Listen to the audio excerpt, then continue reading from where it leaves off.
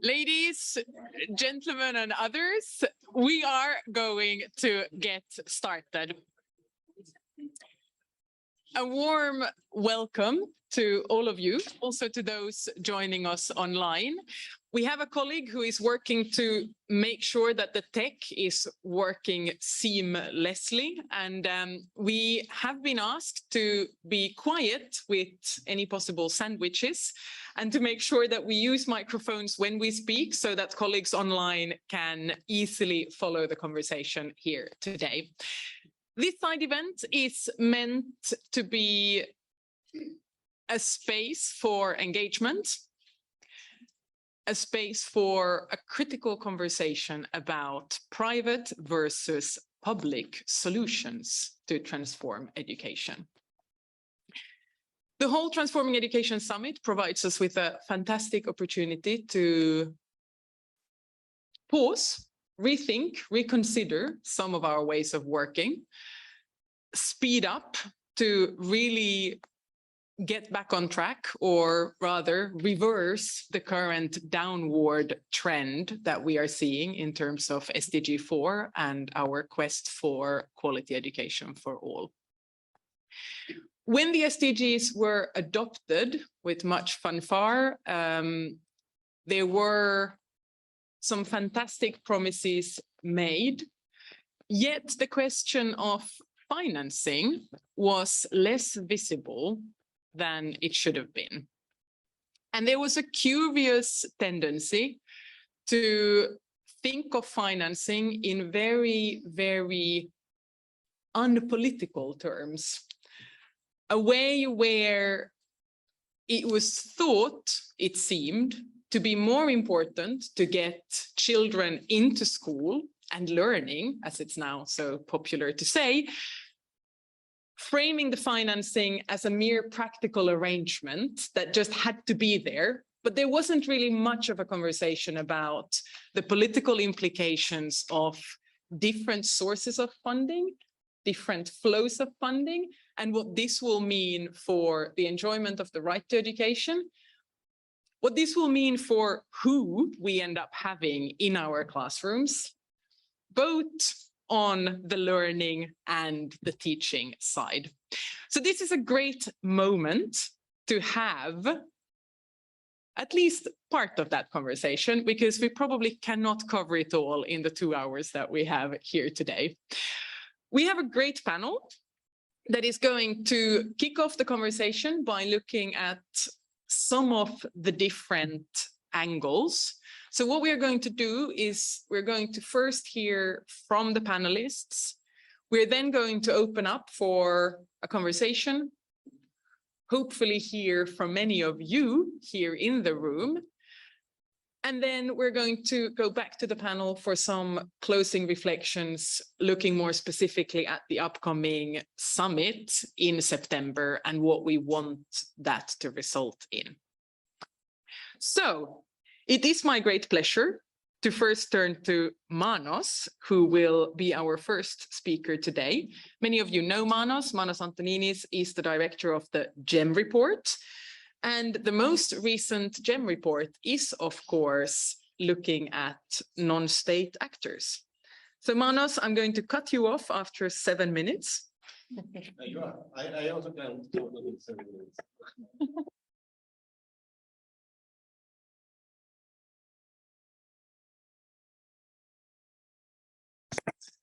So it's better that nobody heard that. So thank you very much for joining. I think the issue of public versus private is not obviously present in the documentation around the summit, although of course it is acknowledged in the Futures of Education report, and that is a foundation document of the summit. So that gives us a very good entry point. But you also have the last GEM report as such an opportunity for engaging. And that is going to be now my presentation, just take you briefly through some of the key facts and also some of the key recommendations of the reports. Now, I wanted to start with the slides because I think you needed to see that picture, but I'm diverting slightly. But you put it rightly before.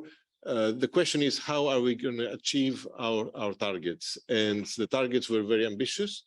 And also, to some extent, that's so ambitious for many countries that let us off the hook by not specifying where countries are really planning to be by 2030. So what we have been doing over the last couple of years more intensively, but really the process goes back to 2017, we've been trying to get countries to fulfill a commitment that they undertook in 2015 in the Framework for Action to set national SDG 4 benchmarks. That means targets that they themselves commit to achieve. And maybe the first slide, if we were to turn, show what the results of this exercise has been. We worked through that in 2021. These are 7 SDG 4 indicators. And here you see what countries have committed to achieve through this process, if you summarize their efforts by 2025 and 2030 relative to the baseline in 2015. And you'll see that for several of those countries, even if they do the best that they can, will still fall short of the original commitment.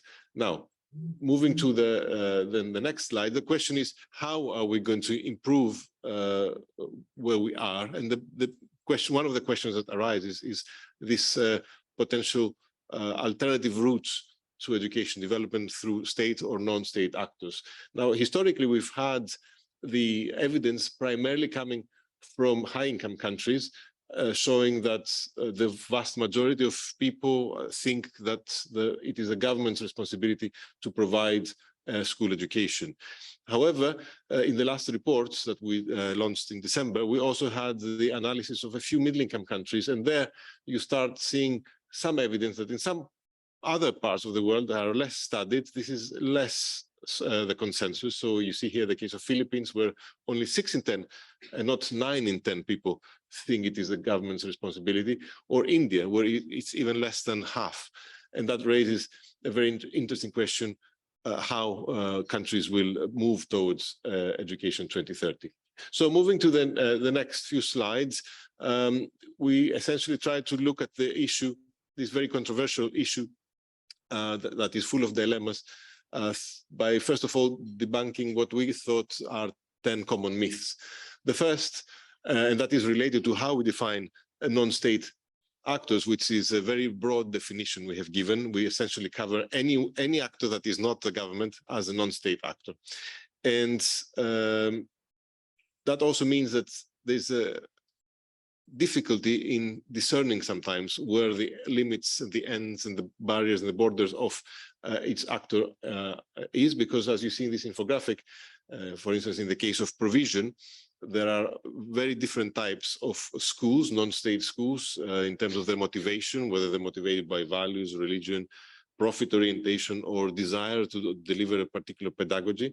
Then these schools in themselves are having very different relations with the state in terms of the funding, in terms of the management, in terms of the ownership status, and of course, very different prices at which they're available. You have non-state schools that are available for free, for relatively low cost, although that's always debated, and some that are really off most people's affordability limits. Now, the second myth that we tried to debunk was to say that we know exactly what is the extent of non-state involvement. In fact, we tend to limit ourselves to the provision, and we know that there are 350 million children and youth in private schools. That is about 19% in primary education and 26% in secondary education. But the involvement of non-state actors comes in so many other forms and shapes. It covers the role in curricula, textbooks, and IT, in particular technology, catering and various ancillary services, private supplementary tuition, which is huge in many countries and offers a parallel education system, and what is often less discussed is influence. Many actors are really vying for influence, trying to shape public opinion in favor or against a bigger role for non-state actors in education. Moving to the next slide, the third myth that we tried to question is that public education systems are equitable. In fact, they are not. In many cases, we have, for instance, in Latin America, you find that the segregation in private education is as high as you find in public education. So there are challenges in many countries with public education systems, and one of the largest challenges that is also often not acknowledged is the very large share of the total spending bill in education that is covered by households.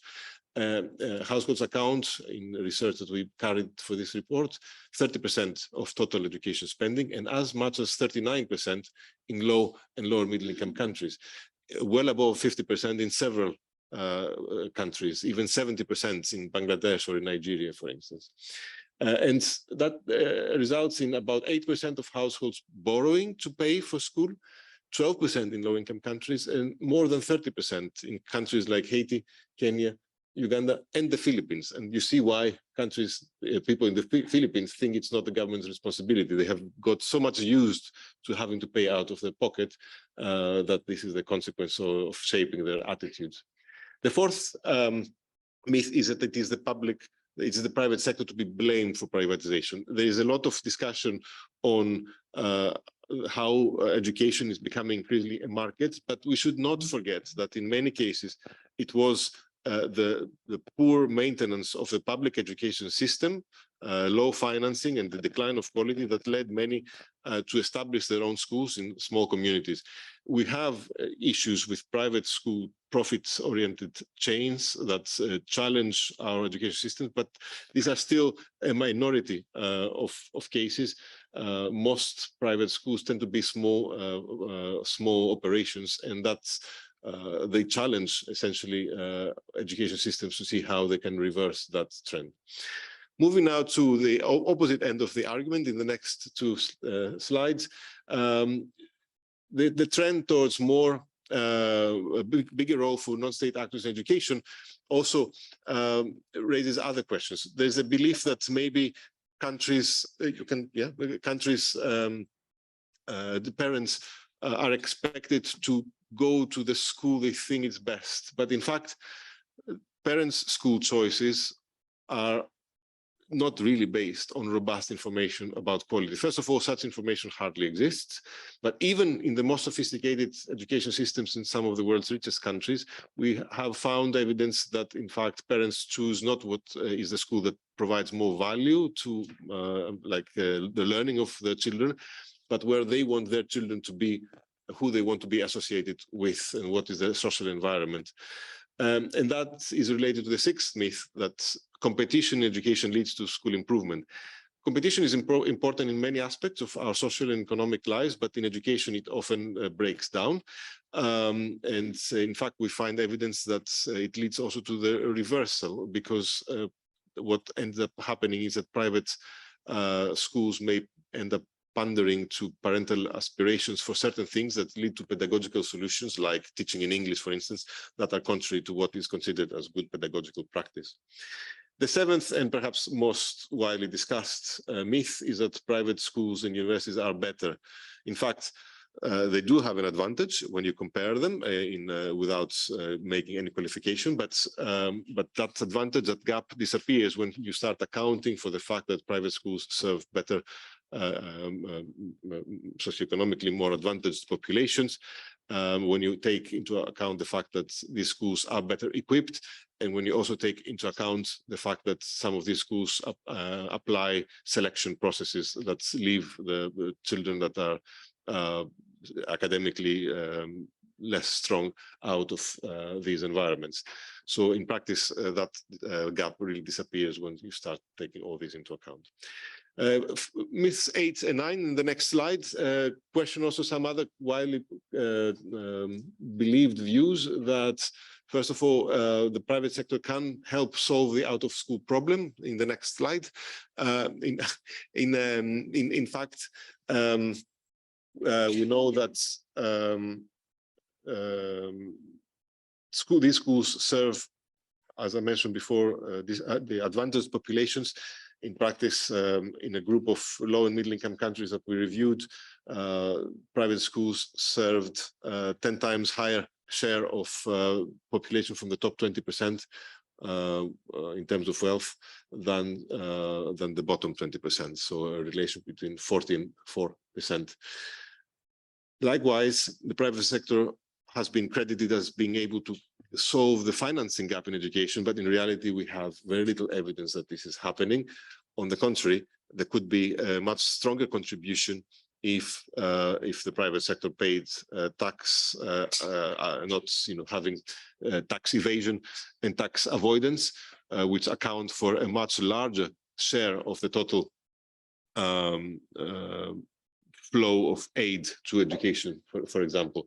And again, the private sector could be supporting education by offering more opportunities for skills development. Still, the amount of total wage bill that goes to skills development is very low, and providing, for instance, childcare services at work, which is a big demand, but still delivered at a very, very low scale.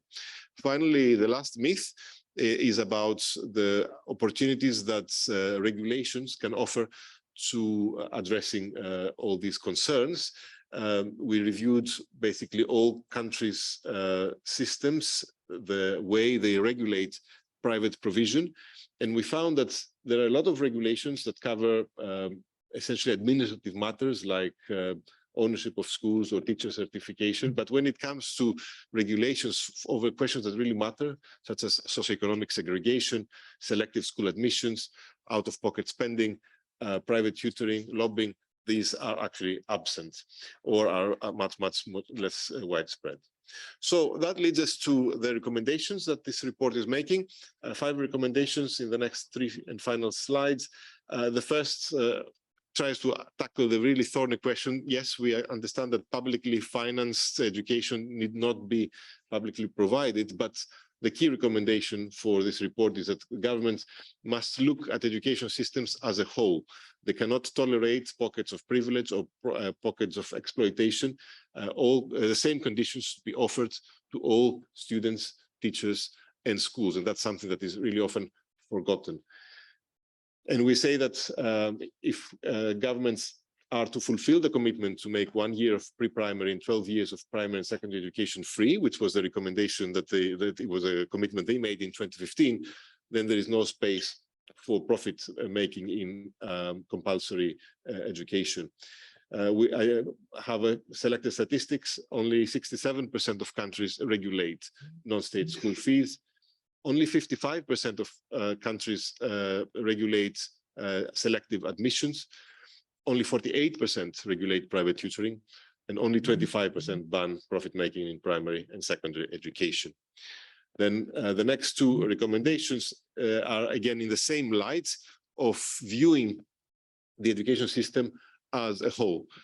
So we are expecting countries, if we were to turn now the next slide, to set common standards for state and non-state schools, and to also make sure that they enforce and act on these common standards. I don't know if I were to be, I'm also conscious that I'm reaching my original 55 and 15 minutes limit. And the final recommendation is related to the concept of innovation. Often a role for non-state actors has been phrased, yes, that's fine, thank you, that non-state actors are more able to innovate. We believe that this is a false perspective. Innovation happens everywhere in an education system. No actor has monopoly over good ideas. Providers, non-state providers, should not try to out-compete each other and treat any innovation they might bring to the system as a commercial secret. And governments, in turn, need to make sure that they identify good practices, they test them, because many make claims, but they may not hold in reality, and help all schools to adopt all these good ideas. Finally, it's important to maintain the transparency and integrity of public education process that relates to our chapter on influence. It is important to give all voices equal opportunity to be heard and not to have some voices being more heard than others. and to monitor and safeguard against revolving door practices, as this cartoon shows, and lobbying that tries to sway public opinion in particular directions. That brings me to an end. Thank you very much for your attention. And the last slide reminds you all that it is our 20th year anniversary. We have many friends in this room that have been supporting us over a long period of time. It's time to also celebrate the GEM report's achievements as a collective achievement of the international community over such a long period of time. And we would need you in the next 20 years for something that is really an achievement that is collective after all. Thank you very much. Thanks so much, Manus, and congratulations to the GEM report on its 20th anniversary. So for those of you who thought that this was a lot, you do find the full report online. So do go in and look at the exact numbers, look at the longer rationale behind some of what Manus now presented. We're going to move to our next presenter. Delphine, are you ready? Yeah? I'm just going to speak like that.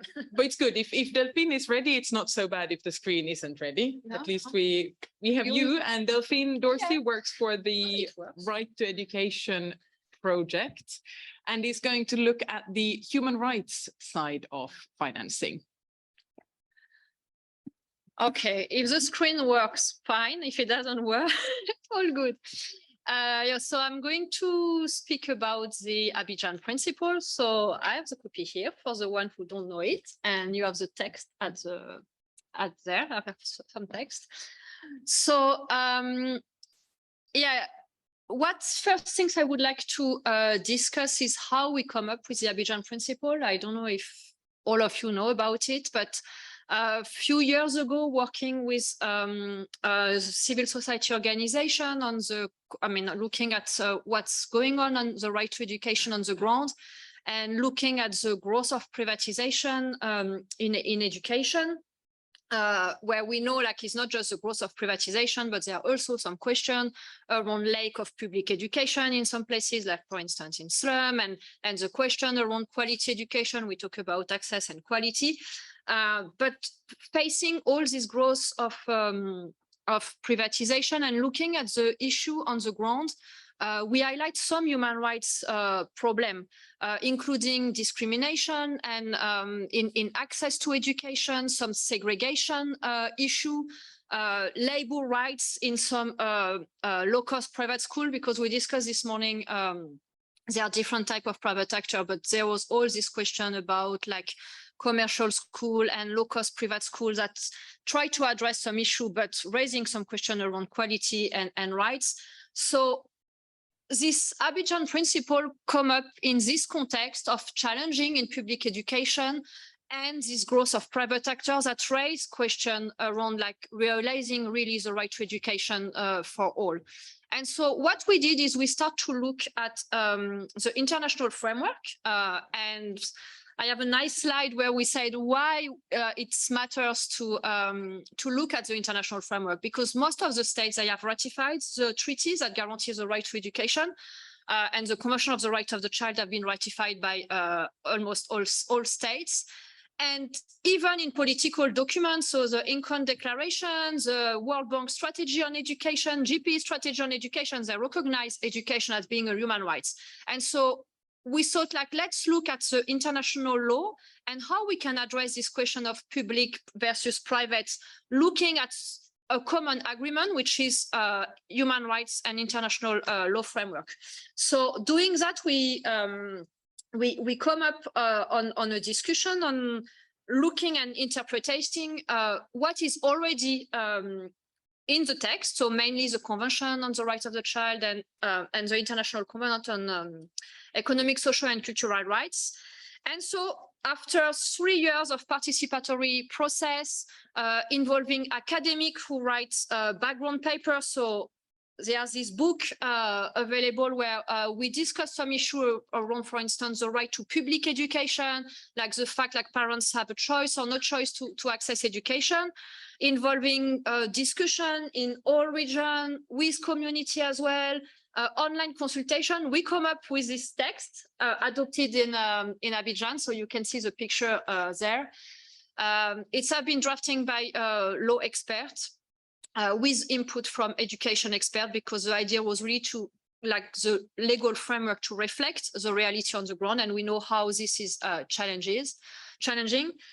And so we come up after, like I said, 3 years of participatory process and a signature of so far 57 experts. We come up with this text, which is quite dense because this is a legal document with 97 principles that look at both the right to public education and the need to regulate non-state actor involvement in education from a human rights perspective. And so there are different chapters in this book that remind the importance of guaranteeing public education, which is free, inclusive, of good quality, while at the same time regulating private actors to avoid all this segregation issue, quality issue, and ensuring, because this is the aim of what the law said about the right to education, like everyone should access the right to education and no one should be left behind. So this was in a brief. I wanted to highlight a few things. I don't know if I have still time, but so they have been recognized already by different UN bodies at international level, at regional level. They have already been used in court decision in Uganda, for instance. We are starting to use it because the idea is really to have something practical. How we address this issue of public versus private in a practical way. So, for instance, we are developing an analytical tool now with UNESCO IEP on how we can use the Abidjan principle to review education strategic plan and make some recommendation for states to have an education strategic plan better aligned with the right to education, looking both at the public education system and some regulation around private actors. It has been used as well for policy advocacy and discussion in some countries like here in Nepal, where we've been discussing local policy around the right to education. So this is what in brief. Sorry, and I hope I've covered everything, but I'm happy to answer any question. And maybe if I have 1 minute, because I wanted to talk about the content, which I just covered, but one dimension as well we highlight developing the Abidjan principle is all the question on financing. And we know all this is the things to address, like how we finance education, how we mobilize around public education, and international law is clear about the fact like states must mobilize the maximum available resources to education. And there are some guidance in the Abidjan principle when some public funds go to private actors, and especially, I mean, if they are one on for-profit, like there are some conditions around like how public money is used for education. So all these things are covered in the Abidjan principle, and happy to respond any other question if needed. But some information here, and some available there. Thank you, Antonia. Great, thanks so much, Delphine, and do take note of your questions, because we're now going to move to look at the teacher side of the story and what impact the different sources of funding have on working conditions, but also the teacher shortage that we need to talk about. And I'm going to invite Manuela Mendonça, who is the president of FENPROF, one of the teacher unions in Portugal. She's also an executive board member of Education International. Manuela, please. Good afternoon. Warm greetings to you all. As Antonia said, coming from a teachers trade union federation, I'd like to focus on teacher shortage, its implications and possible solutions, as it is a problem that continues to be rife across the world, also affecting my country, Portugal, exacerbated by unattractive working conditions and low salaries, which hinder both recruitment and retention. In fact, the global report on the status of teachers in 2021, conducted by Education International, concludes that an undervalued and underpaid teaching profession can no longer attract new generations of educators due to the conditions of employment, undermining the right of every student to quality education. There are several reasons for the lack of attractiveness of the teaching profession, and short-term solutions won't solve the problem. They can even be counterproductive. I will refer three policies that, in our opinion, are further contributing to the teacher shortage. The first one is contract teachers. In some contexts where acute teacher shortages exist, governments are hiring undertrained teachers to fill the gaps. For example, in sub-Saharan Africa, only 61% of secondary teachers meet national standards on teacher training, which means that 39% of teachers are not sufficiently trained. Often, these untrained teachers are employed on precarious short-term contracts. In Togo, for example, the most recent data shows that contract teachers accounted for 53% of the teaching workforce. Their use is seen as a quick and cost-cutting solution to ending the teacher shortage. However, these workers are denied labor rights, and their use lowers the status of the profession, having a negative impact on its attractiveness and also on quality education. The second policy I'd like to refer is privatization. The increasing commercialization of education has often meant unqualified teachers with unstable contracts, lower pay, neglect of professional rights, such as continuous professional development, and curbing of professional autonomy. The COVID-19 pandemic has worsened the situation, with many private schools cutting teacher salaries or terminating contracts. EI's members work in private schools in Nepal, for instance, were not paid for months during the pandemic. The third policy I'd like to mention is austerity, and in some countries, public wage bill constraints imposed by the IMF. Whilst there was an uptake in public spending at the start of the pandemic, it has been estimated that 159 countries will be under austerity policies this year. EI research has shown the devastating impact of public wage bill constraints in education. Teachers are the largest item on the public wage bill, so constraints have a direct impact on salaries and recruitment of new teachers. In Nepal, for instance, teachers report that thanks to constraints on the public purse, in addition to full teaching positions, they need to engage in income-generating activities to raise enough money to meet the needs of their family. So these are just three examples of policies which are clearly short-sighted and simply do not work to achieve SDG 4, nor to achieve quality education. We need governments to recognize that teachers, the most important factor for quality education, are not a cost, but an investment. We heard this morning. If governments are serious about wanting prosperity, social justice, peace, and sustainable societies, then education is the best investment that can be made. This is also important to consider in relation to a transformative approach to reduce gender-based discrimination, as the majority female profession, which is teaching, in this profession, teacher pay and status has major implications for gender equality and also for wage gaps. So investment is key. And there are funds that can be mobilized to increase the size and share of domestic resources, prioritizing education financing. We can talk about this later on.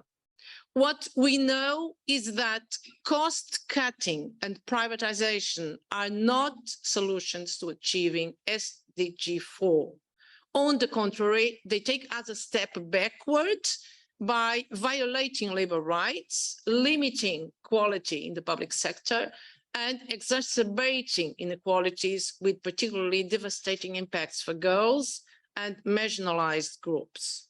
So to achieve SDG 4, we need bold investments in public education and on the status of teachers and their working conditions. So we need to invest in quality teacher training and professional development, decent salaries, safe work environments, teaching and learning resources, support for teacher well-being, reduced workloads, and smaller class sizes. Finally, there's another crucial thing. Strategies to support education transformation must involve teacher participation in decision-making and be based on collaboration and social dialogue. The absence of a culture of effective collective bargaining is a problem in many countries, including mine, Portugal, where the voice of teachers and of their representative organizations is too often simply ignored.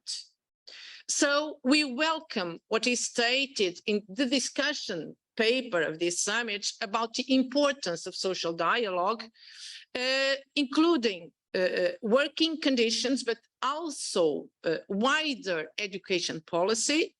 And we do hope that governments can commit to develop constructive social dialogue, as well as to invest determinedly in the education workforce.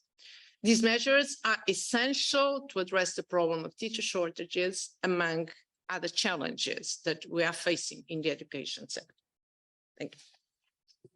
Great, thanks so much, Manuela. And I think what we've heard from you is a strong assertion that cost cutting and privatization is not a solution. That's the perfect bridge to move on to Maria Ronbalsero, who's going to look at what these fair and sustainable means of financing could be. And Maria is going to speak on behalf of the Tax Ed Alliance, and I am going to abuse my role as moderator to just say a word about this rather newly established alliance, which is bringing together education activists with some of the tax justice community to look at tax as a means to finance education. Maria, please, the floor is yours. Thank you very much, Antonia, and thank you very much, everyone in this panel, because you have really paved the way for why we need financing for education. And also I would like to apologize those online because we have had a few technical issues, so thank you for keeping with us. I can see that you are struggling to see some of the stuff that we are seeing in the room. So why do we need adequate financing for education? Well, even before COVID times, there was a massive underfinancing of education. The average education budget in low-income countries was 17%, 3 points lower than the recommended minimum, which is 20%. And this hides wide disparities. Some countries just reaching only 11%, even 10% of the government budget going to education. We also see some huge disparities in the next slide on the table in terms of expenditure per student. So you can see that in low-income countries, the average is $188 per student, whereas in high-income countries, this figure is $8,130 per student. So it's not about the cost of living, it's also about how much different countries are spending. And you can also see in terms of the government expenditure in comparison to the household expenditure and how much higher it is in terms of the burden on families. in those countries that are poorer.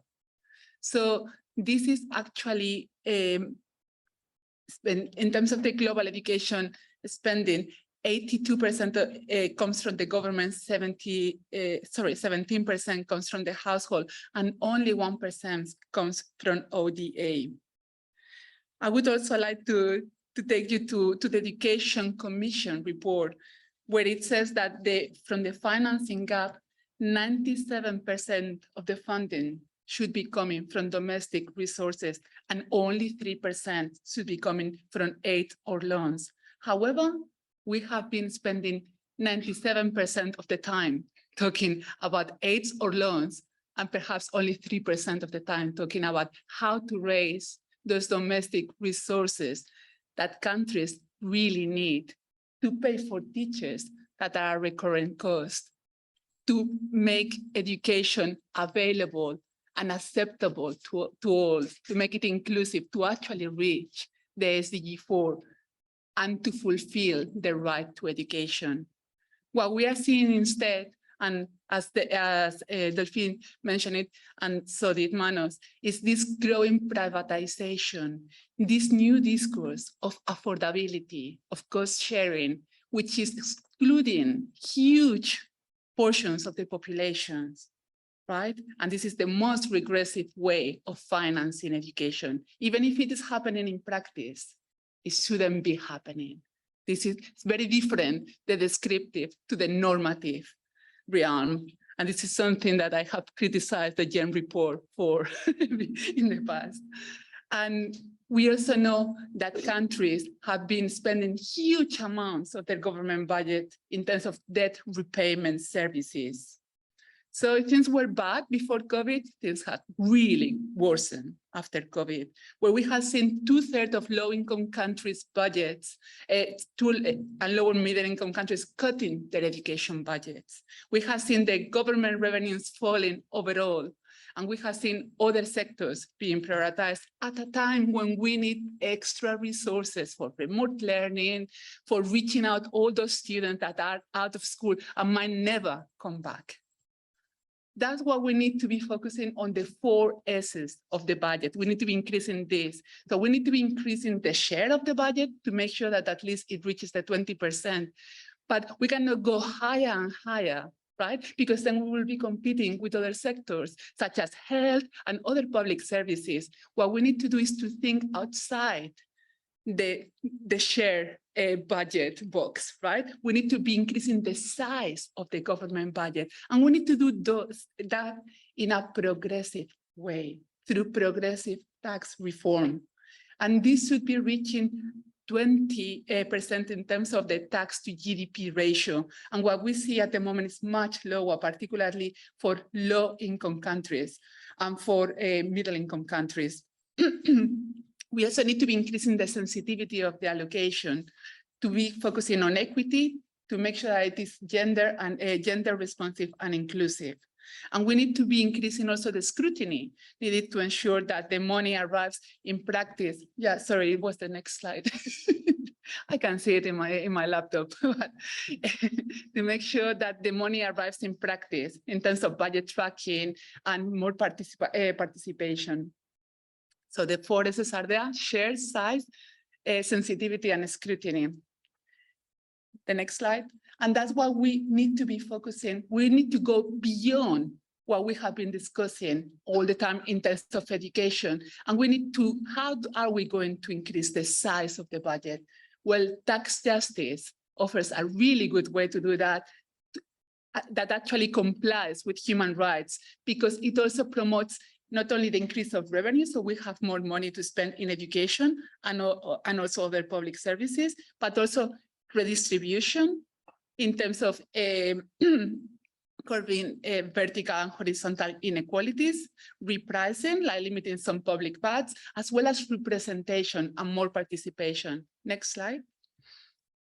So we have been doing some research, and I'm not going to go into the numbers, but just to say that when we are looking for where is the money going to come from to actually finance the SDG 4, and in fact, all SDGs, the answer, or at least part of the answer, is in the illicit financial flows.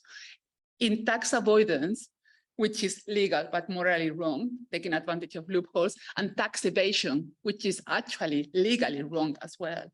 So this is some of the money that, that countries are giving away freely in harmful tax incentives that are supposed to be promoting investment, but actually it's not really doing that. And it could have paid for so many educational inputs.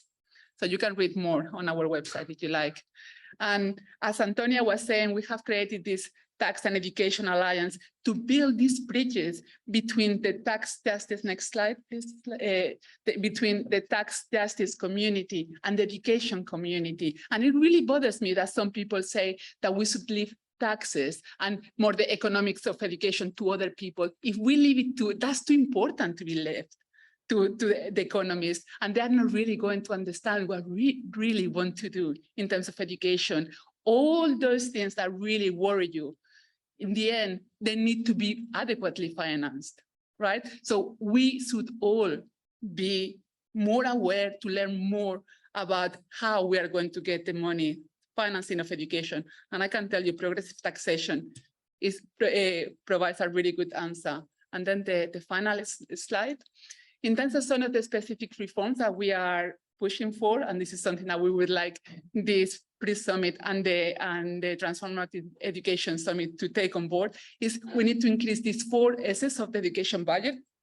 As I said, share, size, sensitivity, and scrutiny, to increase the understanding between the ministers of finance and the ministers of education. Like Manuela said, education shouldn't be seen just as expenditure. It's a really good investment. And this is something that all the ministers should be understanding. To join forces with other public services, we shouldn't be competing against each other, right? To not accept public sector wage bills constraints. Again, Manuela covered a lot of that. Not to spend more than 12% in debt repayment services, to fight against privatization and commodification of education and other public services, like the field presented. And then these are some specific tax reforms in terms of not increasing value-added tax or sales taxes that are very regressive, but instead taxing wealth and capital, to review, cancel, and stop giving incentives, as I said before, tax incentives and double taxation agreements, to demand more transparency and accountability, to demand debt cancellation, and to support the UN tax body, the Global Asset Register, and other FACTI panels and ICRIT recommendations. Thank you very much for your attention. Great, thanks so much, Maria. The last piece of this puzzle in this broader financing landscape that we're going to zoom in on is public-private partnerships. And I'm going to invite Ingrid Mikkelsen from Oxfam IBIS to talk us through some of what that means for education. Thank you very much, Antonia. So here in this room, we're all aware of the desperate state of education, the education crisis, if you will. Far too many children and young people are out of school, and far too many of those in school don't learn even basic skills. It's tempting to think that the public sector has failed and to start looking for other solutions, even quick fixes. However, education is by nature not a quick fix. And there's no viable, sustainable solution other than the creation of strong, resilient national education systems that can provide quality for every child, not just the lucky few or those whose parents can pay. So in my intervention, I will look at the body of evidence from Oxfam and many others who has been exploring the quality and equity in education public-private partnerships. I will refer to this as PPPs in efforts to shorten my presentation a little bit. I hope to show you how easy it is to do wrong, even with the best of intentions, and especially how easy PPPs are to do wrong in terms of equity and quality. So I will start with making it clear what I mean when I say education public-private partnerships, because they're not just one single thing. The basic definition of an education PPP is any public funding of private schools for the provision of education. However, this can happen in various ways, and you can see this on the slide. Yeah, and today I will mainly focus on the last one, which is market-oriented PPPs, where public funding funds low-fee or commercial private schools or aim to expand private education, a focus that's often grounded in ideas about increasing school choice, availability, or competition. It's also claimed that PPPs are less expensive and more efficient than public education, and that governments thus can save money by turning to PPPs. Therefore, it's this type of PPP is part of a growing trend. You can change the slide. Yeah, but however, I will say that the promises behind this trend are false. First of all, it should be said that a growing body of evidence, as Magnus mentioned, has shown that PPPs and private education do not necessarily deliver better education outcomes or consistently perform better than public schools. In terms of the promise of availability and heightened school choice, it has been shown only to be generally true for children of better off families. Several studies have raised strong and consistent concerns about the impact of education PPPs on inequality and socioeconomic segregation. One study of 17 countries found that the majority of countries, that in the majorities of countries, PPP schools were actually reinforcing social disparities by disproportionately serving students in upper income quintiles. This concern has also been raised by the OECD, which has found that choice-based systems are often more socially segregated, as the school choice only widens for the better off families. Though some PPP programs do not allow formal fees to be charged, the schools are often levy substantial informal fees and additional costs. In Pakistan, for example, the out-of-pocket costs in PPP schools were estimated to be half of the income of a parent living at the poverty line. This problem is also actually gendered. Women and girls are greater risk of being marginalized by public-private partnerships approaches. School fees, even though those considered low, often end up restricting girls' access to schooling, as parents often prefer to send boys when funds are limited.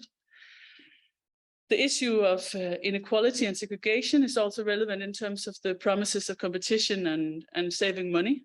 One academic review found that the competitive environments generated by PPP models provide incentives for schools to discriminate against those who are less academically skilled or have special educational needs or disabilities. And low-fee private schools also often cut costs by paying teachers very low salaries and relying on poorly qualified teachers. So we're also talking about concerns about labor rights, as well as undermining quality of education, as Manuela explained. Now, I want to be clear that not all of this is present in all PPPs, and that some PPPs are definitely better than others. However, these trends should be cause for deep concern. Education can and should be an engine for greater equality, both between rich and poor and between women and men. Yet instead, we see that the increased reliance on PPPs and expanded private schooling threatens to deepen inequality. Can change the slide. So let me just quickly use one example. This is a study done a few years ago by a Pakistani researchers supported by my colleagues in Oxfam, Pakistan. The focus of the study was on equity and quality in the education public-private partnership called Pakistan Education Foundation, which is a World Bank supported PPP in the Punjab province in Pakistan. It's a lot of peace. Pakistan, as you may know, is one of the countries in the world with the highest number of out-of-school children, and it has a very low public spending on education. Thus, this education public-private partnership has sought to address the problem of out-of-school children. It did this through various means, such as a voucher program, per student stipend to schools, and public school takeovers. And all this was built around a result-based financing model where schools were paid on their performance on a standardized quality assurance test. However, in our study, the findings raised all of the aforementioned concerns in terms of inequality, gender parity, labor rights, and so on. And while the intention was to deal with the massive number of out-of-school children, school principals and owners openly described how they would ensure that pupils admitted had been tested beforehand and that they would refuse weaker performing children access to the schools. Their survival and their participation in the Pakistan Education Foundation depended on children being able to pass the quality assurance test. And here you have some of the quotes from some of these principals. The one of the principals of the schools, and I quote, said, before admission, we give a test. If the child performs poorly, we don't admit them into the school. We do not want weak children because we have to pass the quality assurance test. An additional concern was that the lessons were focused on teaching to the test and on rote memorization. Again, the focus was on being able to perform on the test rather than on an actual education. Another principal said, I quote again, the syllabus we have to follow is all based on rote memorization. We are teaching to the test. You teach your kids the quality assurance test format and practice on past paper guides being sold in the market.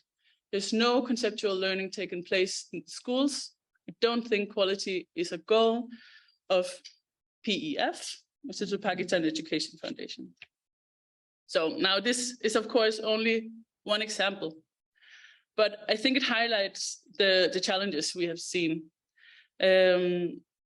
This is, by all official accounts, a pretty successful public-private partnership we're talking about here. It is held up by proponents of PPPs as an example to learn from and copy. However, there are serious concerns and that cannot be overlooked. Basic tenets of equity, quality, and inclusions are simply not met here. This highlights how difficult education PPPs are to do well, and unfortunately, how it is much too easy to close your eyes to challenges in search of a quick fix. Instead, donors and governments should look at doing the long-term and sustainable investments in free, quality public education for all. I will stem in from what the rest of you have said here today. Thank you. Great, thanks, Ingrid. And I think those quotes there were interesting if you think of us all being here at the pre-summit. It's all about transforming education and the minimal space that there was for any transformation in those schools.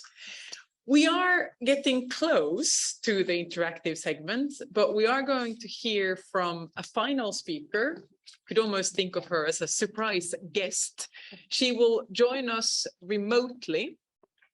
And we will have the pleasure of being joined by the UN Special Rapporteur on the Right to Education, Dr. Bolibari. As some of you will know, she speaks French, and we were not fortunate enough to have interpretation in this side event. So what we are going to do is have an intervention in French and then a kind of short summary of that intervention in English by Delphine. So warmly inviting the UN Special Rapporteur. Thank you so much,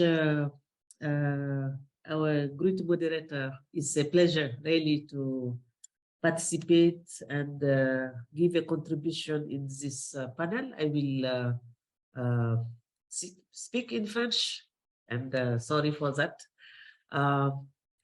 Donc, Excellences, Mesdames et Messieurs, en vos titres, rangs et grades respectifs, je voudrais très sincèrement féliciter l'ensemble, bien sûr, de l'équipe de ce panel, mais féliciter les Nations Unies surtout pour cette belle initiative.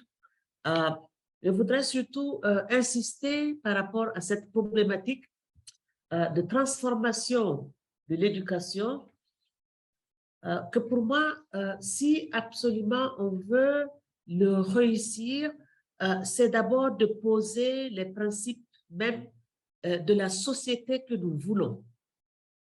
C'est fondamentalement important parce que c'est ça qui doit nous guider. Quelle société nous voulons? Est-ce que nous voulons une société pacifique? Est-ce que nous voulons une société de justice sociale? Est-ce que nous voulons une société qui mette l'humain au centre? Est-ce que nous voulons une société où les gens vivent ensemble, mais vivent avec une dimension de respect de l'identité des uns et des autres? Est-ce que nous voulons une société où les générations actuelles pensent aux générations futures?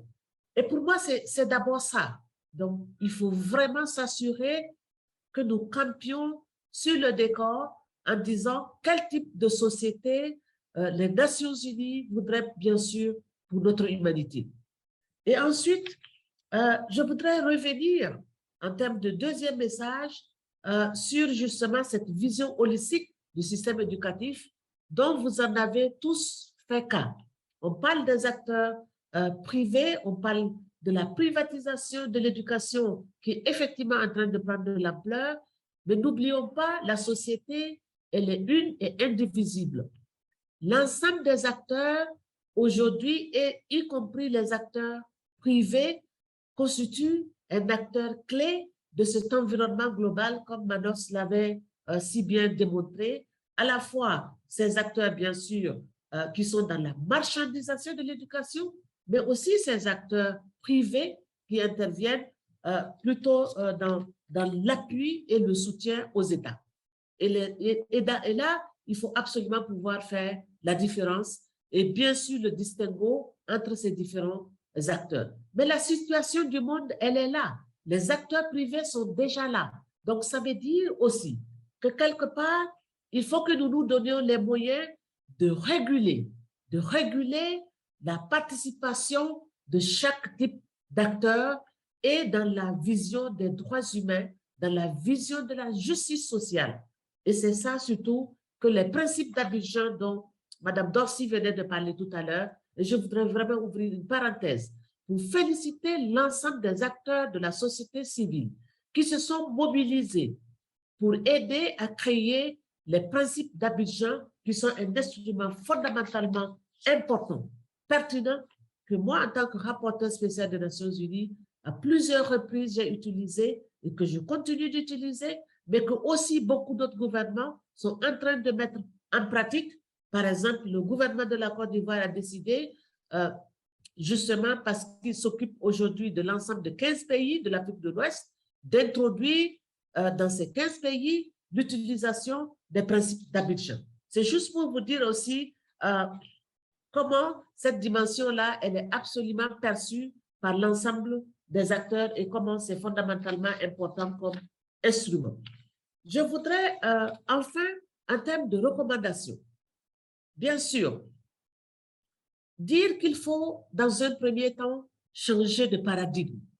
Si nous voulons changer les choses, il faut changer de paradigme dans la façon de réfléchir. Je vais dire par là qu'il faut changer de narrative. Quand on parle de l'éducation, il faut parler de l'éducation dans un contexte plus holistique. Donc, on parlera de la petite enfance jusqu'à l'enseignement supérieur. On n'oubliera pas le formel, le non formel, l'informel, mais on n'oubliera pas non plus que l'éducation est liée aux autres dimensions économiques, politiques, sociaux, environnementaux. Et c'est ça qui est aussi essentiel. L'éducation ne peut pas être en dehors du développement économique et social d'un pays. Et si effectivement les taxes ou la dette elle est tellement lourde dans un pays et que les pays n'arrivent pas à utiliser leurs ressources pour pouvoir à la fois financer leur développement, y compris les enjeux sociaux de l'éducation, ça pose problème aussi à l'international. Donc, ma recommandation première pour moi, c'est une volonté de mécanismes de réflexion au niveau international, comme les Nations Unies, bien sûr, à travers l'UNESCO et tous les autres acteurs comme l'UNESCO, comment effectivement il faut absolument pouvoir prendre à bras le corps cette vision de transformation de l'éducation. Transformer l'éducation, ça veut dire aussi accepter de transformer le narratif dans la façon d'organiser les réflexions, dans la façon d'organiser les débats. Quels sont les acteurs qui sont là? Est-ce qu'on leur donne la parole suffisamment? Est-ce qu'on écoute le terrain? Est-ce qu'on accepte de décentraliser le système éducatif? Est-ce qu'on accepte de prendre les enjeux culturels de l'ensemble des acteurs? Je crois que ça, c'est fondamentalement important quand on décide de changer de narratif. Et pour moi, c'est d'abord ça. Je pense que le monde entier devrait d'abord faire si on veut vraiment transformer l'éducation. Le deuxième élément important, en dehors du niveau international, c'est de dire aussi, avec les contextes actuels et les enjeux, par exemple, de la digitalisation de l'éducation, où on voit les acteurs privés qui prennent de l'ampleur et de plus en plus du pouvoir dans le domaine de l'éducation, à la fois au niveau des curriculums, des méthodes, de l'enseignement, de la façon d'organiser les systèmes, mais de contrôler le système éducatif. Pour moi, ça aussi, c'est essentiel de l'adresser comme enjeu et vraiment la perspective en termes de recommandations, c'est la volonté politique. Et je pense qu'il faut absolument qu'en termes de recommandations fortes, cette volonté politique au niveau international, mais cette volonté politique aussi au niveau de chaque pays, mais aussi cette volonté politique au niveau décentralisé pour mobiliser l'ensemble des acteurs, s'organise afin de s'assurer qu'on n'oublie pas la ligne.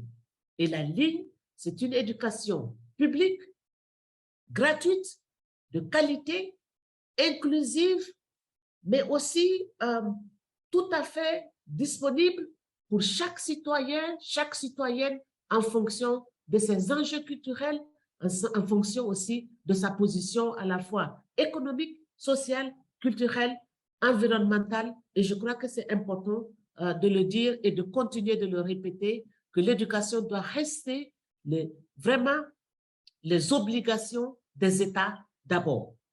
Bien qu'il faut, bien sûr, donc, trouver le moyen d'associer les autres acteurs en régulant, mais en donnant les moyens aux États, bien sûr, d'aller en profondeur pour construire, bien sûr, des humanités plus fortes et des civilisations plus fortes pour notre monde. Merci beaucoup.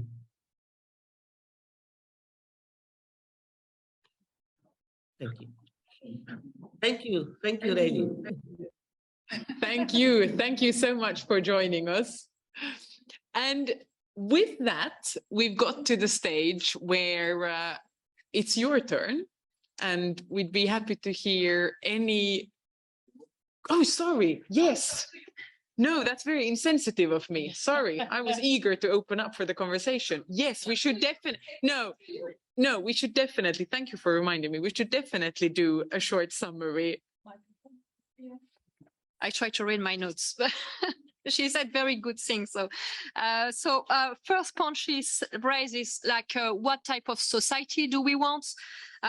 She was asking about the vision of the society. Do we want to put people at the center, putting humanity at the center? Do we want a pacific, peaceful society, social justice? So it was the first question she posed at the beginning, saying, like, we want to transform education, but what society do we want? So this was her first point. Second one, she highlights the holistic vision of education we should have, and including the holistic actors in education, mentioning there are different private actors, and we need to take into account these different things, different perspective, and highlighting the importance of regulation of private actor in education based on the human rights dimension. And she stressed the Abidjan principle and how these instruments have been very useful for her mandate and how she referred to it. She was mentioning actually like a Ivory Coast is implementing the Abidjan Principle, and several actors in the West Africa region are going to implement them. One thing she also highlighted the importance of changing narrative. She said, like, if we want to transform education, we need to transform the narrative. And we need to look again at education from ECC to higher education. And she highlighted formal and non-formal as well. And she said we need to link education to the different dimensions, so economic, social, environmental, and she stressed the cultural dimension. I think this is something that we talked today and in other discussion about the issue of debt. So she highlighted this as well. She said, like, I mean, yeah, as I said, like, key things is to change the narrative. And she said, do we want to listen really the people on the ground when we change the narrative? Do we accept to decentralized education? And do we take into account the cultural dimension? So she referred to the digital education and how private actors are influencing here in terms of content, method, and system. And she said, like, the most important thing is the political will. And she said, like, what the red line, I mean, the line for all we want to achieve, it's to ensure a public education free of good quality, which is inclusive and available for everyone, taking into account, she repeat again, like the cultural dimension and the other dimension. And she said, like, what do we want is to remind, like, first things are the obligation of states, even there are other actors involved. And the aim is to build a stronger humanity and society. So she ended up with that. Wonderful. Thanks for reminding me. And thanks also for stepping in as an interpreter here in between. So time for questions, comments, some interaction. We've had some amazing interventions from our panelists, and I think the panel has done a very, very good job highlighting many of the different dimensions in this broader financing landscape and quest for transforming not just education, but also transforming the financing of education. Please, go ahead. Would be great. So my name is Patrick Paul Walsh. I'm Vice President for Education and SDSN and Director of the SDG Academy. So great talks, and I've learned a lot, you know, all about but one issue I'm just thinking about, the General Secretary this morning brought up the issue of relevance to actually transforming the curriculum and education towards sustainable development, you know, environmental issues, justice issues, etc. So I didn't hear too much of that. Lots of very important issues, but just that seems to be this added issue that we're trying to bring into already. These issues existed even if you weren't teaching sustainable development education, right? And the part to me, because my background is an academic in University College Dublin, is the role of higher education institutions. So universities all across the world have teacher training colleges. We're all involved in curriculum, writing textbooks, working with ministries of education. So that's another sort of element that I wasn't hearing today, was if we're just thinking of transforming education, what exactly kind of role do the HEIs or governments play, or the role of the private sector in actually redoing the curriculum and getting it, you know, at all levels of education, from preschool all the way up through university, even into professional development. So I just didn't hear anything about curriculum. Great, thanks. I'd suggest that we take a couple of questions, comments, and then go back to the panel. Tony. Yeah, thank you, Tony Baker from World Vision.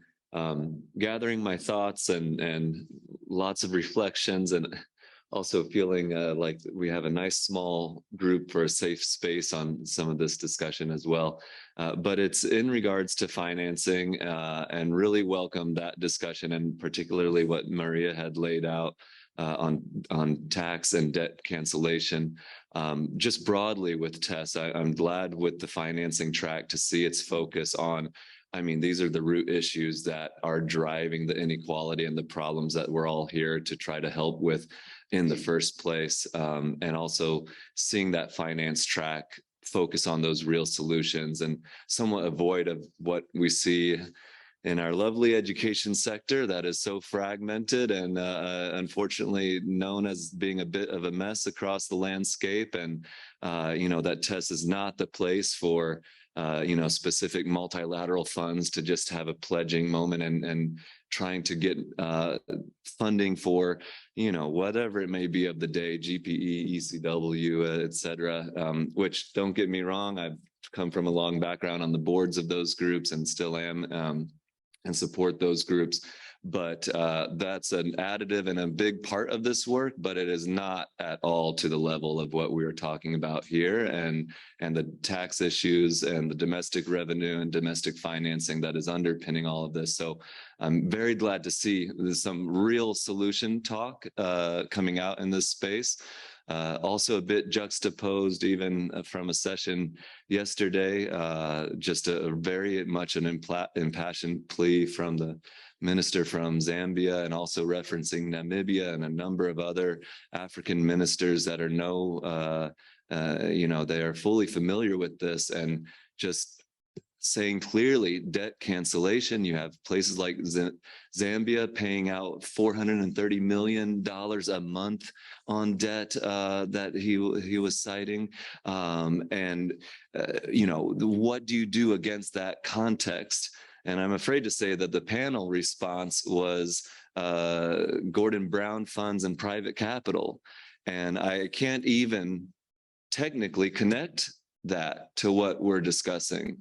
So I thank you for underpinning this. And my kind of comment and question is, where do we go, concretely? And I saw the slide with these solutions to that, and I guess that's part of the journey that we're all on as we go to September. What is the transformative piece of this? Because I do think it is tax and even debt cancellation. And I don't even know that some of those campaigns and histories predate me, but, something concretely, is it another debt cancellation campaign? I mean, if these groups, and we have the beautiful platform in front of us of governments and donors and NGOs and CSOs and foundations working together, clear outcomes is part of it. Canceling some of those debts in the name of education needs, or how corporate foundations work together and say, hey, we're all benefiting from the tax loopholes and addressing tax and those structures. That's a entirely different barrier to tackle, but maybe we ourselves as corporate foundations pledge to take the money that we are extracting here and put it to education. What just kind of at a concrete, potentially initiative level, or as we're looking at September to really elevate what is a real financial solution to this that would mean something very transformative relative to what we see and some of the usual solutions that get a lot of attention but are not going to get the job done. Sorry to posit the hardest question on the table, but also to be continued through September, I suppose. Thanks. Great, thanks, Tony. Others? I'd like to have at least one more question or comment before we go back to the panel. Yeah, please go ahead. Yes, I can answer the question, but I need to leave in 7 minutes, so maybe I get the answer before I leave. But it's related to the debt cancellation and also the work with taxes. My name is Hector Ulloa. I'm from the Norwegian Students and Academics International Assistance Fund. And because at the national level, I think we strengthen the tax collection system. That I also saw it in the Action Track 5 paper, and I think that's a very good point, and that's something that we should strengthen. But when we talk about debt cancellation, one of the issues we see now when debts are renegotiated is also that most of the debt, as supposing when the 2000 campaign started, it was a national or country level debt. Now we see a lot of private actors that are the ones that own this debt. So what is that commitment, or what can we do then when we see that these private actors, there's currently no legal framework to force them to renegotiate these debts or to cooperate with the nations that want to alleviate these debt issues that are developing countries are facing? So if there were any thoughts on how do we get the private sector on board to also realize that this is the core issue when we talk about how to finance education, alleviating debts and also strengthening tax collections. Great. If you do need to go in 7 minutes, and given that you are from the organized student movement, I'd suggest we fast track Hector's question and see if there are some immediate responses to that. And then we go back to the other questions that were asked. So who feels, Maria? Yes, good, go for it.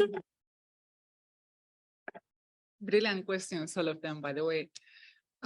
This is going to be a bit of an oversimplification. So those of you who have been working on debt probably is like, what? And those of you who have never been working on debt on tax issues might be like, what? So I'm really going to try to go in the middle, right? So we see debt and taxes almost like the two sides of a coin, right? Debt cancellation per se is not going to solve the problem forever. It really would help in the short term, don't get me wrong, but it's not going to solve the problem per se, right? Why? Because what we need is domestic resource mobilization, that it is collected in a progressive way, that it is sustainable, so it can actually pay for both recurring costs, teachers, etc., infrastructure, and in a way that it actually strengthens the social contract. All this distraction of aid, that's the most important, of effect, as you were talking about the fragmentation of the development agenda, of the financing agenda, it's very distracting because, as I said before, when 97% of the funds should be coming from domestic resource mobilization, and only 3% should be coming from aid and international assistance. And we are actually we are reversing the amount of time and attention that we are focusing on the aid and international assistance, and not enough on domestic resource mobilization to be done in a progressive manner, in a manner which is compliant with human rights. Then we are at risk. And as you were saying before, you are very right. Now the commercial banks are lending because those countries are at debt distress, right? Because they know that when they cannot pay, either the interest go up or they really go down in the rating agencies, and the banks, they don't want to lend them anymore. So they end up with the equivalent of loan sharks, right? In the international business. And it is really difficult because countries do need that money. And we also have international financial institutions as the IMF, World Bank saying, no, you cannot borrow that much money. No, you have to keep these levels of inflation. And for that, you have to freeze the public sector wage bill. No, and this really is negative. This is really, the impact of this in the economies, in the development for these countries is just so bad that we really need to pay attention, all of us, not only those who are working on the financing education, not only those who are working on the action track 5. So I encourage you all to be paying more attention to these issues. Thank you. Great, thanks, Maria. Is there anyone else on the panel who'd like to respond to Hector's question? Manos.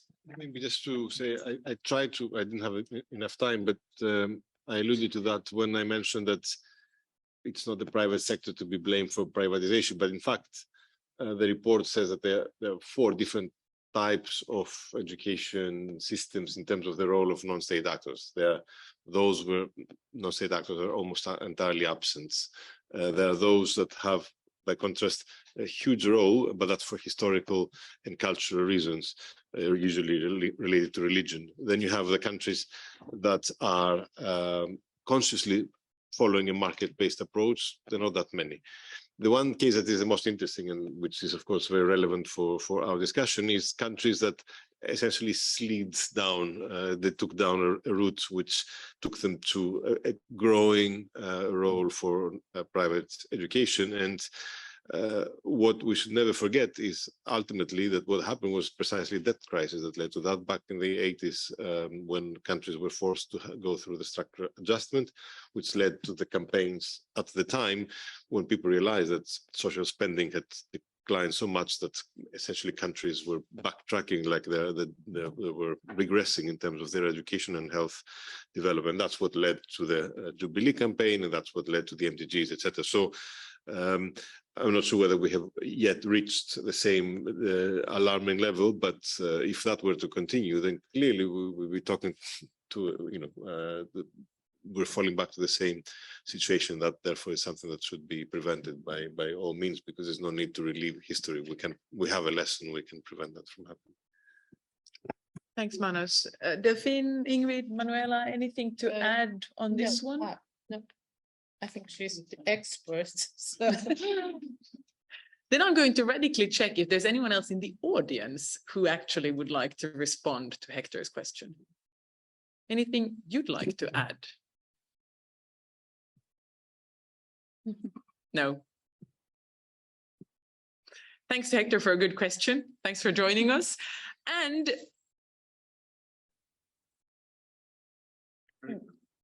sorry? Curriculum, exactly. Let's go back to curriculum and relevance and higher education. Who kicks off that? Delphine, great.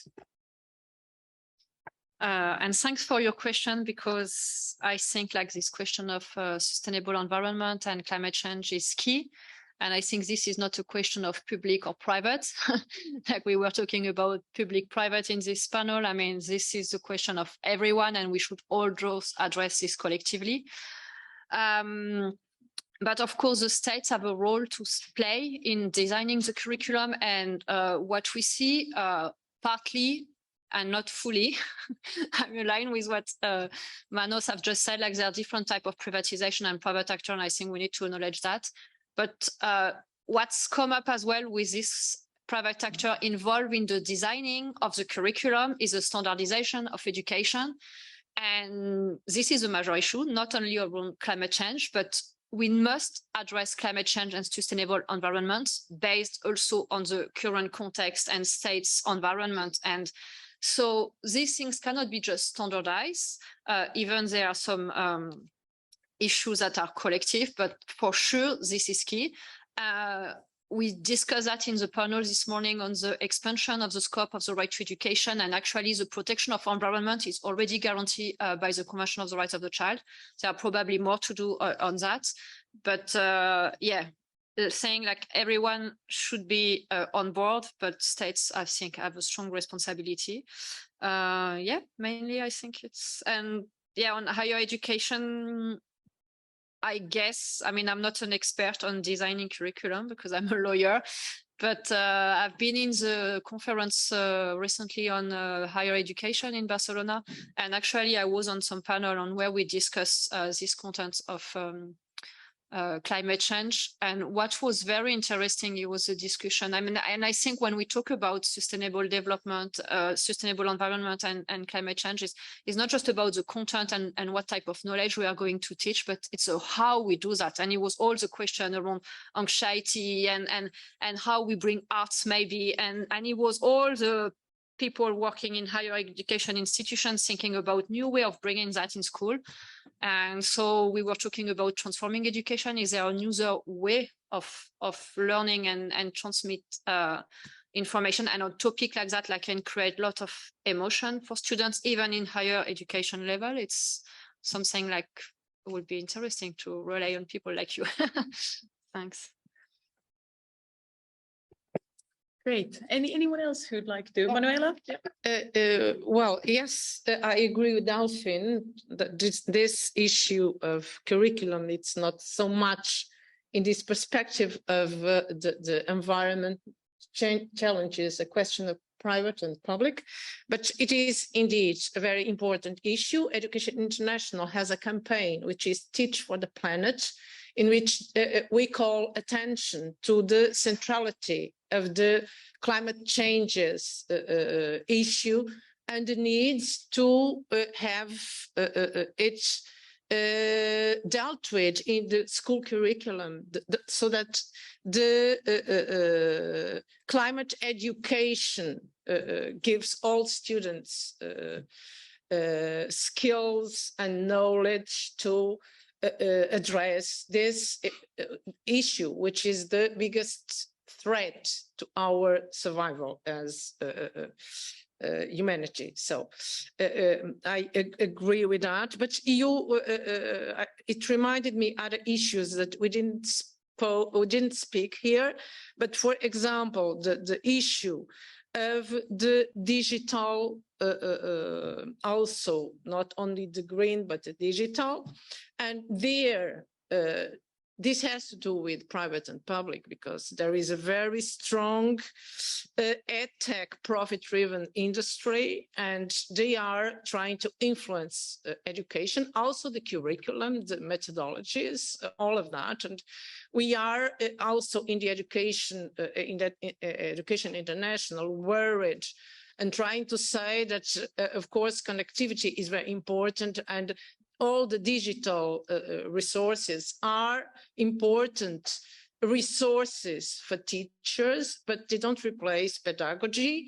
And we want to speak about teacher agency in dealing with the digital tools, and the decision must be always of the teacher, because there are also people who think that we can solve, for example, the teacher shortages, putting some online courses and or putting some, they don't even have to be teachers, so someone who can use some tools to solve the teacher shortage problem. So that is also important to discuss when we come to transforming education and being aware that things are changing, and we must also pay attention to that.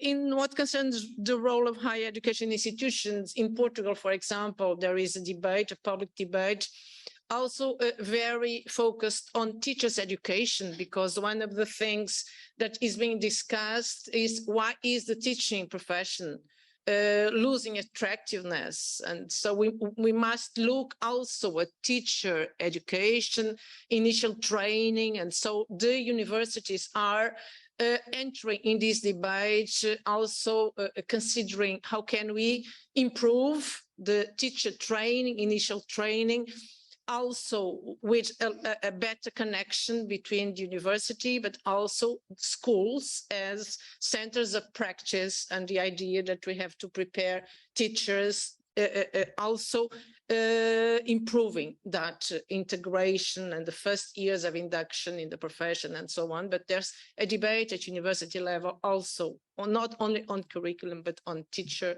education. And well, about the issue that Patrick, I think that's also one issue about curriculum, this idea that we must have a more holistic approach of the different areas. Also for Education International, the issue of diversity, equality, namely gender equality is very important, and we also think that there should be translated in the curriculum, in the school curriculum, in a more consistent and deep way. So.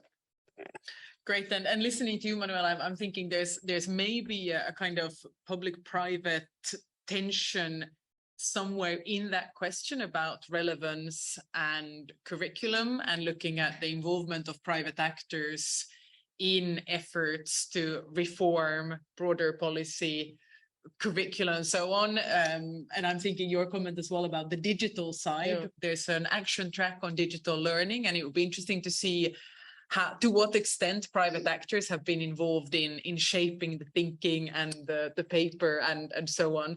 Ingrid, I think you wanted to come in. Yeah, just a short comment.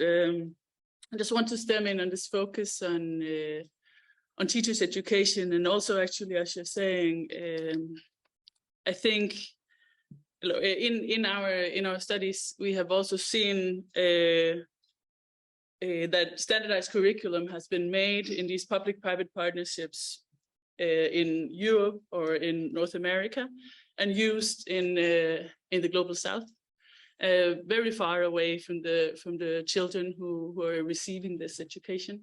And it's a huge problem. And it's I just want to stem in and say that it's very important that we localize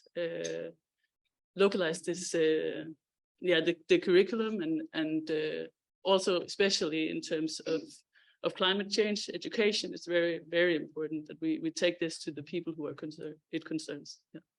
Thank you. Yeah, sure. Maria, go ahead. Thank you. And I'm going to be a little bit more controversial because I absolutely agree with what you have been saying, but I actually think that we really need to discuss what is going to be taught, right? In that sense, not only how important it is to include, which I think that we are all in agreement. I really think that we need to be talking about climate justice here, which is a particular take on things. And it's not normally what, people in the global north normally consider as part of the climate curriculum, and how important it is that we actually, in the Leave No One Behind, we are very much behind in our ways of understanding and living together and respecting the environment and respecting the community. And so there are a lot of other approaches, like more alternative approaches coming from, like, the Buen Vivir, the Pachamama, all those things that we should really be integrating more perhaps in our curriculum. But I will leave it here because I'm not an expert at all on this topic. I would like to be. Thanks, Maria. Manos. Yeah, sorry to dwell on that. It's a fascinating question, the curriculum, because I think we also posed it, if you look at the back cover of the report, I didn't mention in the introduction, but the choice between state and non-state involves several dilemmas in education, including the right to education, which we didn't mention, this tension between the right and for access to education, the choice of parents. But standardization versus innovation is a major challenge. And I would say that there are the two sides of the coin. We cannot say it's only one way or another, because there's efforts towards standardization have often also been based on the basis of equity and ensuring that we deliver the same quality of education. Conversely, public education systems have been often criticized for being too standard, often because they're trying to achieve equity, and dull and gray, and therefore not encouraging the expression of students' interest. But then again, when you see non-state actors involved in trying to bring innovations, real or in inverted commas, again, these are limited perhaps, and they're not easily shared, because of course all the innovative pedagogies that we're talking about, and which often are kind of envy, everyone would like to be educated, they're not available for everyone, they're only available for a few people. So that's a bit of a, I think, part of the answer to the question that we should never forget. But I think the problem starts when standardization in the curriculum then becomes also standardization, the assessment, and essentially only focusing on one aspect of the curriculum. And that's where the problem starts with the involvement of private actors, because then the standardization of the curriculum is essentially the backdoor towards monopolizing the curriculum and the textbook preparation, etc., which we capture in the report. But we should also not forget, and I think that was really mentioned in Maria's presentation, which was very important, the issue of who, what is the education we want and who decides on the curriculum. And there are also very different ways of privatization.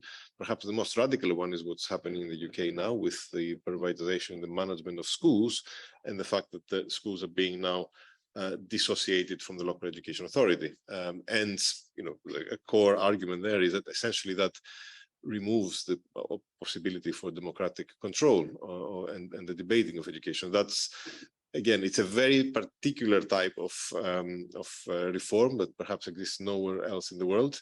But the fact that the local authority no longer has the opportunity to debate and discuss what is being taught, it does make it very challenging to the future of education.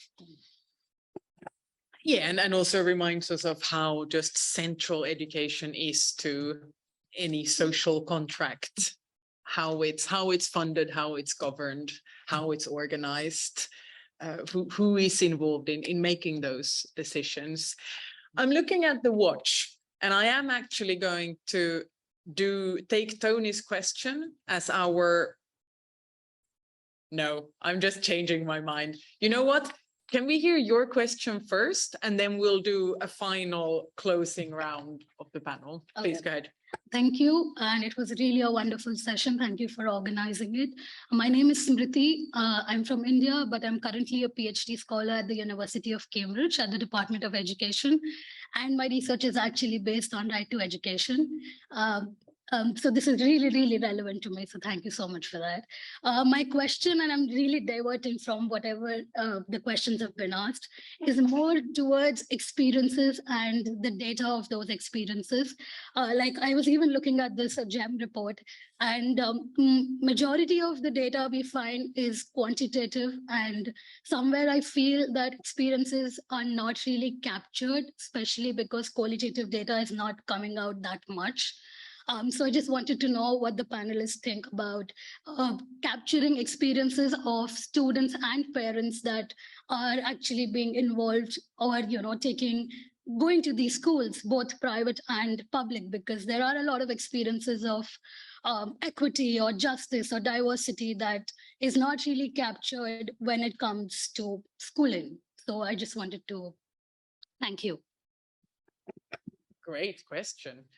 Who is responding to that one? No, I don't think you have monopoly on that one. Well, I'm going to start with Maria, and then I'll come to you. Sorry, thank you. Very quickly, I would just say that you are absolutely right. And this is a very political question because, in fact, quantitative methods have been pushed, particularly now the RCT, the randomized control trial, as the golden standard for measuring whether things work or not. And you could see that, particularly in terms of our panel, private providers such as Bridge International have been pushing for some really skewed ways of actually using the RCT, and I hope that they don't sue me for saying these things. They just, let's imagine, let's put it in a way.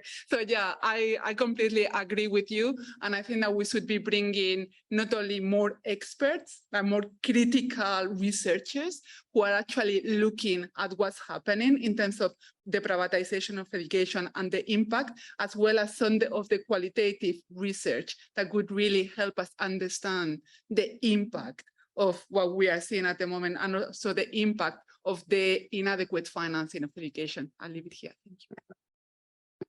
Great. And Manos, go ahead. I mean, you can burn me at the stake, and I will still, of course, stand for the value and importance of quantitative data because they help structure discussion. That does not mean, of course, that the data are never always saying the truth, if such a thing exists. But at least it gives a proper framework that can allow comparisons. Having said that, we're of course very open to qualitative assessments if they're not organized in a way that distorts the truth. And we had our youth edition of the report that was done in partnership with the Global Student Forum, which is essentially accompanying the facts, the quantitative facts, with student perceptions from all over the world. That essentially makes it the perfect complement to that. Thanks, Manos. And I think it's a hugely political question, and it's no coincidence that quantitative data is often considered somehow more important, and that then also makes it hugely political what we seek to have evidence on, particularly now that we're seeing such a push for evidence-based policy. Aha, we have several people who still want to come in. Before we do the concluding round, any further responses to the question? Go ahead, Manuela, and then Delphine, and then we'll do the final round. Just to add that for Education International research, and you talk about qualitative or quantitative data, but that is very important also to our work as a trade union federation, because it has helped us, for example, in these countries where there are these low profit private schools, and in Africa and other countries. Education International has a very successful campaign, which is global response against privatization and mercantilization of education. And the research is always a part of the campaign, because we study in practice how things are happening, and then with that conclusions, there is usually a press conference, that there is a social movement, and we have succeeded in some cases to change completely the system and to show that that is not how the right of education can be guaranteed. On the contrary. And I talked about Africa, but for example, recently, before the pandemic, recently is now not so recent, but we did it in Greece, for example, where our colleagues from the teachers unions demonstrated that there is a hidden privatization process. They called it a shadow privatization in a system that, for example, when we spoke also about curriculum, and someone said we must talk about assessment when we talk about curriculum, not only content. And in Greece, so there is almost a second school. Students go to the public school, but then in the afternoon, they go to another center, tuition center. It is a second school that prepares them to make the tests and so on, and the issues of the league tables and all that, that there is a very big tension of private and public, and it's also a way of privatizing the system, the education system. So just to say that that is a very relevant question, and research, in fact, is very more and more important in our also advocacy campaigns. Thanks, Manuela. And then Delphine. I'll be short, but no, because I think this question of qualitative data is super important, because we cannot just measure how we implement education with just quantitative data. It doesn't give the full spectrum. And us, when we do the monitoring of the right to education, we try more and more to include the voice of students and learners, and to reflect the reality. One thing I would like just to flag, because I've seen that recently, is we need to be careful as well of the type of information we collect and how we use it. So, because just to give you an example, last time we were listening to students, and actually it was in the higher education conference. And so it was students from a marginalized group accessing a very high, good private school, and she was saying like how she was thankful for this school to exist, because thanks to that she was accessing education. And of course, from her subjective perspective, it was amazing, and this is true. But us, when we assess like the realization of the right to education, we need to look at the education system and the systemic impact. And if you just look from a personal perspective, of course it's good. But if she's accessing, but 99 other students from her background are not accessing education, we are not realizing the right to education. So from an individual perspective, it works, but not in the systemic way. So this type of information are super useful and needed, but we need to be careful on how we use it and from which perspective. And as it has said, it can be manipulated as well as the quantitative data, I would say as well. But just to say like this was a reflection recently when we give voice to students, but it raises a question in terms of analysis. Great, thanks, Delphine. we are running out of time, and I am keen on coming back to Tony's question, which was actually also going to be the concluding question to the panel. So well done. And the question is, of course, we are a couple of months away from the summit itself. The summit is supposed to be a moment where commitments are made, high-level initiatives, flagship projects, whatnot. What do you want to see come out of the Transforming Education Summit? Could we start with you, Ingrid? Sure. Thank you, Antonio. And a very good question. So I will start by saying that it's very important that we throw all our support behind public education, and that we are not distracted by these quick fix solutions. The private sector has an important role to play in supporting education for all. And the most important thing they can do is to ensure that they pay their taxes in the countries where they operate. After all, we know that the bulk of the funding for education comes from domestic resources, as Maria was saying before. So let us make sure that the resources are there. Besides that, it's very important that we recognize that education is much more than learning just how to read and write. While those are, of course, our foundational skills, education is also about the creation of active, engaged, democratically minded citizens. And for me to also engage in the questions about quantitative and qualitative data. This is also a reason why qualitative data is very important, because you cannot just measure this quantitatively always.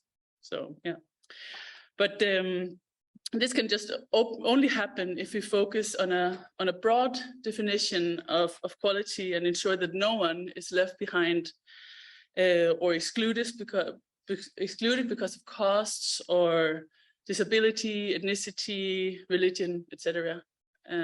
Yeah, so it's time to build transformative public education that is free and universal and adequately and equitably funded, and with well-supported teachers and strong systems for accountable public oversight. Great, thanks, Ingrid. And maybe we do Maria then. Why not? So basically, I completely agree with everything that Ingrid has said. So I'm just going to add some other things. I would like to see in the Transformative Education Summit that we just go beyond our education bubble. We go and liaise more with the ministers of finance. We understand where they are coming from, and we can also propose some of these solutions linked to tax justice, that we also go beyond our education interest and partner with other public services, partner with health and others, because it's in the common interest. We shouldn't be competing against each other. There is enough out there, particularly in terms of financing.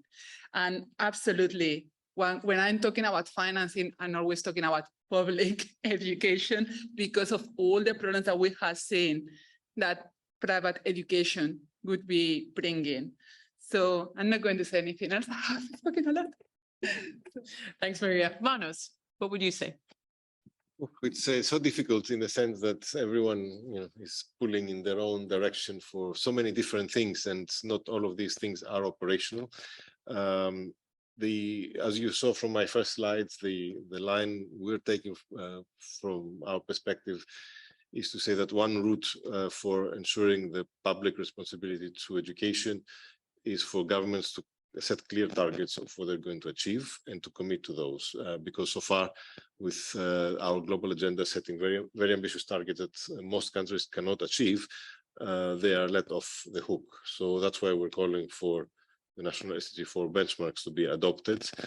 Countries are already coming to set targets on quantitative targets, but targets that do matter. And we think that will raise the degree of awareness about the responsibility of governments to deliver the rights to education of children and young people. And it may not affect the topic of our meeting now, in the sense of the mix between public and private, but we believe that the public sector, the public education system, governments in particular, have failed to commit concretely to certain targets, and we think that's the right opportunity to correct that mistake. Thanks, Manuela. Okay, I'll refer three key demands that we would like to see in the conclusions of the summit. And I'll begin with this one that has been referred about financing of education. So it's the increase, a commitment that governments increase the size and share of education funding through tax justice and prioritizing education. So you've said it, and two other important commitments. One of them, invest in teachers. So I said it already, we cannot have quality education without investing in the teacher workforce, education workforce.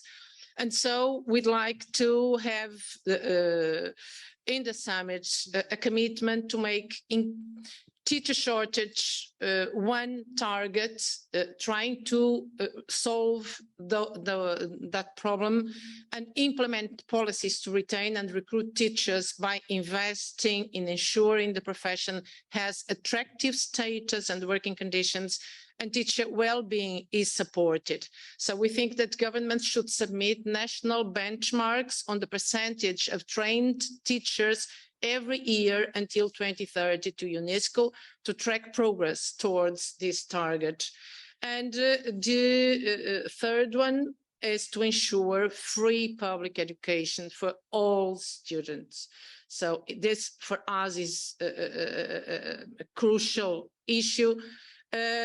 We think that the education privatization, the proliferation of the so-called low-fee private schools, commercialization of public education, misguided public-private partnerships must be reversed, and also a commitment about a predictable, sustainable, and sufficient funding for education on the part of the countries. Because if we don't succeed in having commitments and having them implemented, we may go on with good speeches, with very good intentions, but at the end, we won't be able to transform education for a better world. Great, thanks, Manuela. And Delphine? I think in short, I would say, like, I hope to really see a really political will to really transform education, not staying in nice word and discussion, but do we really want to transform that? And I mean, transforming education is not just about digital education, is do we really make the effort to have an inclusive education where we don't left no one behind? I've seen these nice flyers like all is all mean all. Okay, let's do that. And let's invest in education. But as Maria's explaining so well, like how we mobilize public fund, and it's not just creating, as you flag it, Tony, like a new fund that is going to create a new debt for states. Like, do we really truly want to achieve that and transform not just education but the world? And also, I really hope to have really truly commitment. And I add this to Manos, like, really, can we really make a true commitment and not just word? And this means states to take their responsibility and not to left private actor take the floor and decide the politics and the content of the curriculum and the system, but really ensure everyone will get on board and we don't left anyone behind. So this is my hope for this summit. Great. So what this panel has shown is that we do need public funding if we want to transform education, if we want to deliver on the right to education. We are keeping up the fight. We hope that you do too, as we work towards the most ambitious possible outcome of the September summit. And with that, I'm going to wrap up this panel. A warm thank you to the panel. A warm thank you to all of you for having stayed with us until the very end. The financing panel, the official Action Track 5 panel, is starting right now up in the big room.